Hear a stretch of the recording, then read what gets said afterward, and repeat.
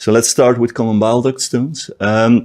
We do know that gallbladder stones are quite common, up to 15% in developed countries, and a quarter of those patients will develop biliary pain or complications such as pancreatitis or cholangitis, as seen in a Swedish registry. We do know that patients with common bile duct stones have around % chance of developing complications, and the unfavorable outcome is related to size, and that's why guidelines suggest that in case of common bile duct stones, you should take them out, of course, outweighing the risk of a procedure on a patient-based case. Very short, when you have symptomatic gallbladder disease, first thing we do is measure liver functions as an ultrasound. And if you have a low likelihood of common bile duct stones, as suggested in the ESGE guideline, you can proceed immediately to cholecystectomy.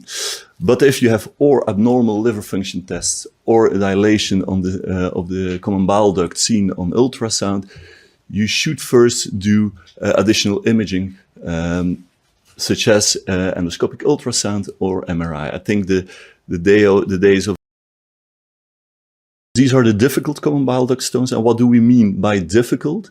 It means that the extraction by conventional techniques can fail, or that we expect to fail. What are factors associated with those difficult common bile duct stones? Diameter, more than 10-15 millimeters. The number, although the number aan zich is not if there are only a couple, that's not a real reason to expect difficult extraction. An unusual shape. A location, especially intrahepatic duct stones or cystic duct stones leading to an emeridzi, can be quite difficult. And then, of course, anatomical factors such as, quite common, narrowing of the bile duct distally to the stone, or a sigmoid-shaped common bile duct, or if a stone is impacted. Also, shorter length of the distal CBD or an angulation with the So now, I'm just in front of my targets, and I'm going to fill the bile duct with some more water.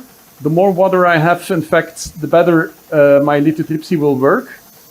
And what you see now is, you see here the lithotripsy probe and the settings. So you have different settings, and I tend to start with a moderate setting, and then I go lower if I feel that the stone is soft, and I go higher when the stone is hard. And then you can choose also the number of pulses. And then I try to maintain the same position. So I'm now starting the lithotripsy, and I don't change the position. So I always stay at the same level. You see that it's very effective. So it's already breaking. What about the life of the probe? I think that sometimes for difficult stones, there's a amount of energy that it can take. Indeed. I think it's about 1,000, and then it will. And then it will lose its efficiency. Yeah. So that's definitely the case. I still don't understand why.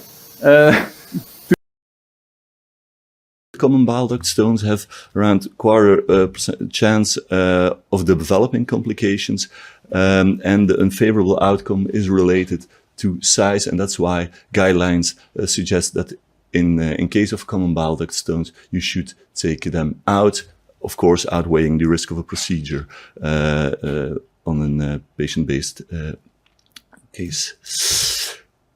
Very short, when you have symptomatic gallbladder disease, first thing hospital for an impacted cholelithiasis with the papilla lying in a duodenal diverticulum.